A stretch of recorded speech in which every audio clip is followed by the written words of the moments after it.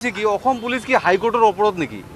অসম পুলিচে যিবোৰ কাণ্ডকীৰ্তি কৰি আছে, এজন মানুহক অনাৰেবল গুৱাহাটী হাইকোৰ্টে বেল দিছে, অৰ্ডাৰ দিছে যে মানুহজনক ডিটেইন কৰা নাযাব। সেই মানুহজনক মাজ নিশা সেই ঘৰত গৈ মানুহজনক বাকী পৰিয়ালৰ মানুহক আতংকিত কৰি মানুহজনক হেণ্ডকাপ লগাই ধৰি লৈ আহি ডিটেইন কৰি ৰখাৰ অধিকাৰ ক'ত পালে? ক'ত অধিকাৰ পাইছে যে সংবিধানখন যে আছে, সংবিধানৰ ওপৰত পুলিচ নহয়, সংখ্যালঘুৰ ওপৰত যি প্ৰহাৰ আৰম্ভ কৰিছে, ইয়াক কোনোপধ্যে গ্ৰহণযোগ্য নহয়। মানুহক লৈ আহিছে, মই কেইজনমান মানুহৰ ইয়াত উপস্থিত হৈছোঁ। এইকেইজন মানুহ অলৰেডি অনাৰেবল গুৱাহাটী হাইকোৰ্টৰ পৰা অৰ্ডাৰ দিছে আৰু অনাৰেবল গুৱাহাটী হাইকোৰ্টে স্পেচিফিক কথা কৈছে যে এই মানুহজনক কোনোপধ্যে ডিটেইন কৰা নাযাব আৰু ডিপোৰ্ট কৰাও নাযাব। স্পেচিফিক অৰ্ডাৰ আছে। আপোনালোকক মই স্পেচিফিক অৰ্ডাৰৰ কপিটো আপোনালোকক দেখুৱাইছোঁ।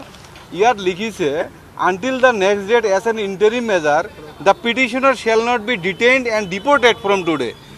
স্পেচিফিক কথা যে এতিয়া কথা হৈছে কি অসম পুলিচ কি হাইকোৰ্টৰ অপৰাধ নেকি?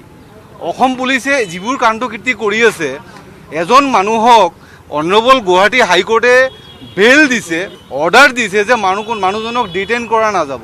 সেই মানুহজনক মাজ নিশা সেই ঘৰত গৈ মানুহজনক বাকী পৰিয়ালৰ মানুহক আতংকিত কৰি মানুহজনক হেণ্ডকাপ লগাই ধৰি লৈ আহি ডিটেইন কৰি ৰখাৰ অধিকাৰ ক'ত পালে?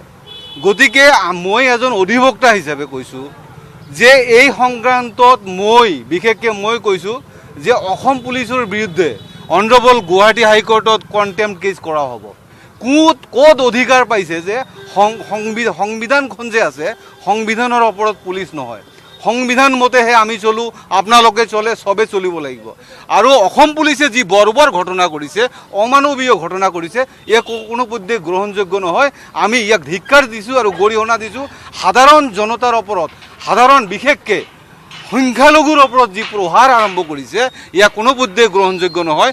ইয়াত গৰীয়া মৰীয়া দেখি ভাটিয়া মিয়া কোনো বাদ বিচাৰ নাই। ইয়াত কোনো বাদ বিচাৰ নাই। অসম চৰকাৰে যিবোৰ কথা কৈছিল যে খিলঞ্জীয়া মুছলিমক এইটো দিয়া হ'ব, সেইটো দিয়া হ'ব, ই কৰা হ'ব, সেইটো চব মিছা বকবাদ, চব পাগিবাজি কথা। আজিৰ তাৰিখত এইবিলাক কোনো বাদ বিচাৰ কৰা নাই। সাধাৰণ মানুহক, সাধাৰণ জনতাক অনাৰেবল হাইকোৰ্টৰ পৰা অৰ্ডাৰ থকা স্বত্তেও সাধাৰণ মানুহক এনেকৈ লৈ আহি ডিটেনশ্যন কৰি ৰখা হৈছে। ইয়াক কোনোপধ্যে সংবিধানৰ উলংঘা কৰা হৈছে। ইয়াক কোনোপধ্যে গ্ৰহণযোগ্য নহয়। আমি ইয়াৰ বিৰুদ্ধে অনাৰেবল গুৱাহাটী হাইকোৰ্টত কণ্টেম্প্ট কেছ কৰিম। যিজন বিষয়াই এই মানুহকেইজনক উঠাই লৈ আহিছে, আমি কেতিয়াও ৰেহাই নিদিওঁ।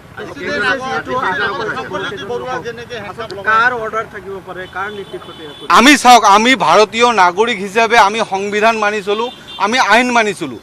আইন যি ক'ব, অনাৰেবল গুৱাহাটী হাইকোৰ্টে যি ক'ব, অনাৰেবল গুৱাহাটী হাইকোৰ্টৰ মতে আমি চলিব লাগিব আৰু আইন মতে আমি চলিব লাগিব।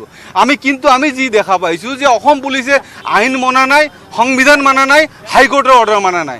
এতিয়া কাৰ অৰ্ডাৰ মানিছে এইটো অসম পুলিচে বুজি পাব আৰু ইয়াৰ উত্তৰ অনাৰেবল গুৱাহাটী হাইকোৰ্টত জবাবদিহি হ'ব লাগিব।